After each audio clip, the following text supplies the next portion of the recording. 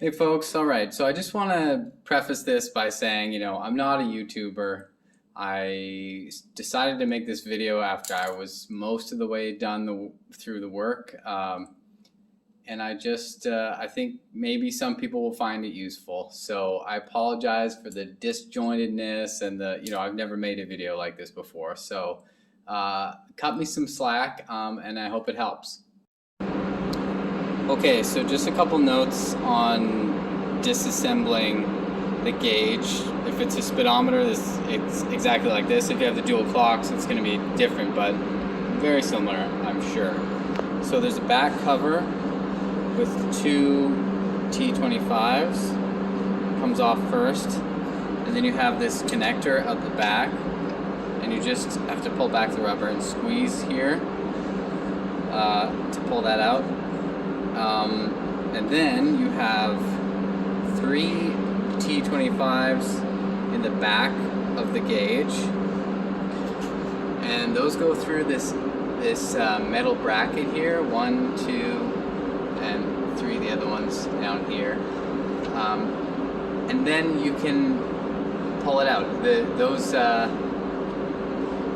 posts on the back of the gauge go into these rubber grommets, so it's pretty tight. So you have to pull, but it'll come out after you do that.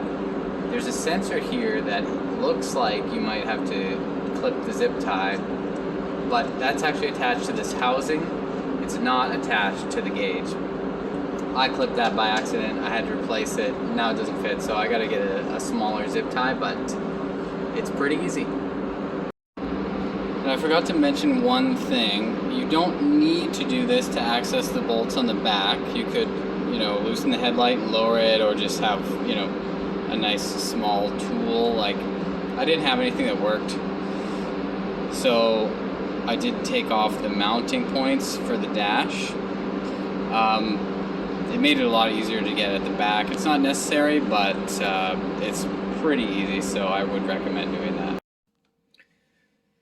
Okay, so once you have your gauge out of the bike, you need to get it on some kind of, soft surface. You don't want to scratch the crap out of the bezel. And you need to get the glass off. And this is by far the hardest part of this whole process. What you're going to need is flathead screwdriver.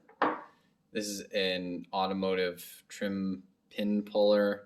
And these are all automotive trim tools, non-marring tools, which is, generally the idea is to not scratch what you're working on. But I mean, if you've used those before, you know that they're usually too flexible. They're pretty hard to use, but they were very, very useful at a certain point in this process. So I wasn't able to, so I'll show you here. There's a lip. The way that the glass is held on is just a little, the bezel is just bent, stamped over the edge. So it's just held on like that. So you have to take this lip here and pry it back all the way around. And the way that I did it, the way that worked best for me was using a flathead screwdriver and just kind of twisting, just bending it back all the way around, over and over and over again. You have to do it a lot of times to slowly bend that little lip back enough. And eventually you can work something like this. This is the one that worked for me. It's a super thin one. You can work it into that crack and get it, start to work it around, and eventually get another tool in there and pull the glass off.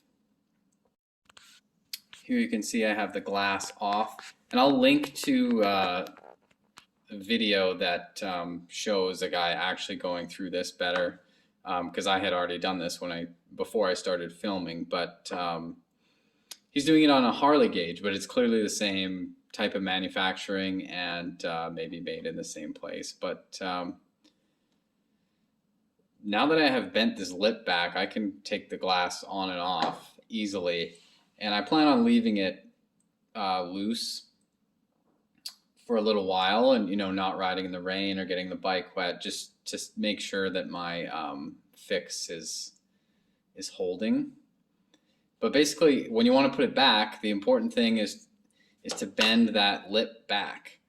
And for that, you should get a tiny little hammer, put it back on, and get a little hammer and tap it down all the way around until it clamps back onto the gauge. This is a rubber seal here, so this edge is supposed to clamp the seal against here so that water can't get in.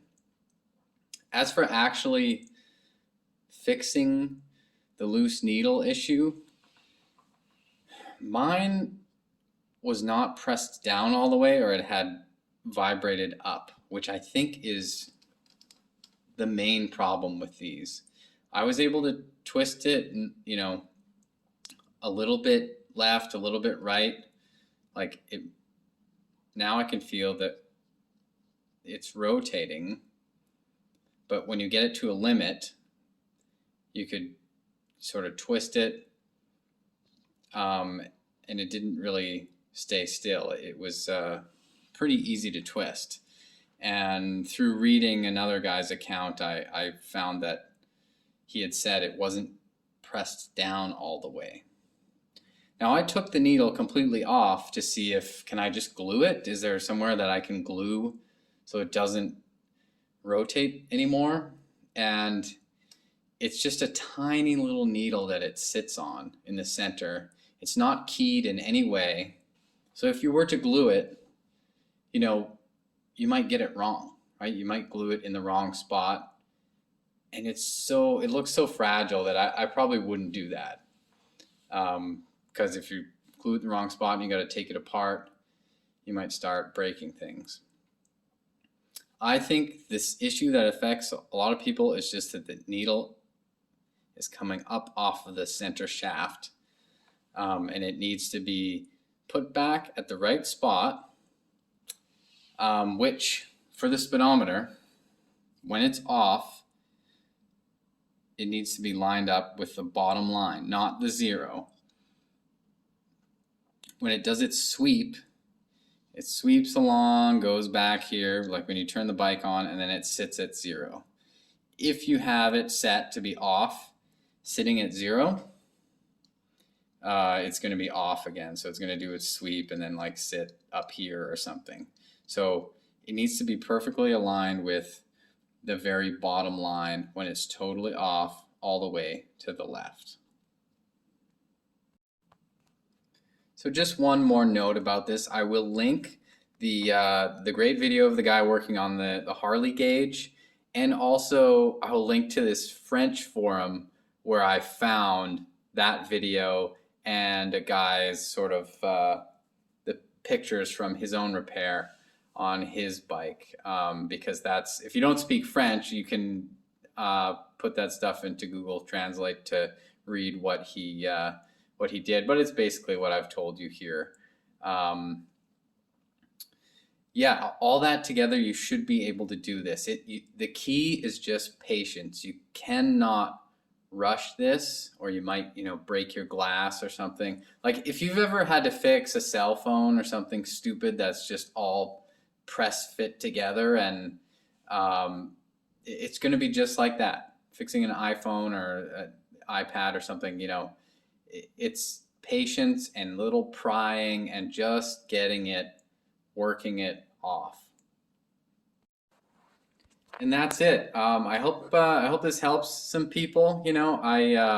It's really a stupid problem, and it's such an expensive part for what it is. It's like, I don't know. I haven't found a price below $500-600 for just this.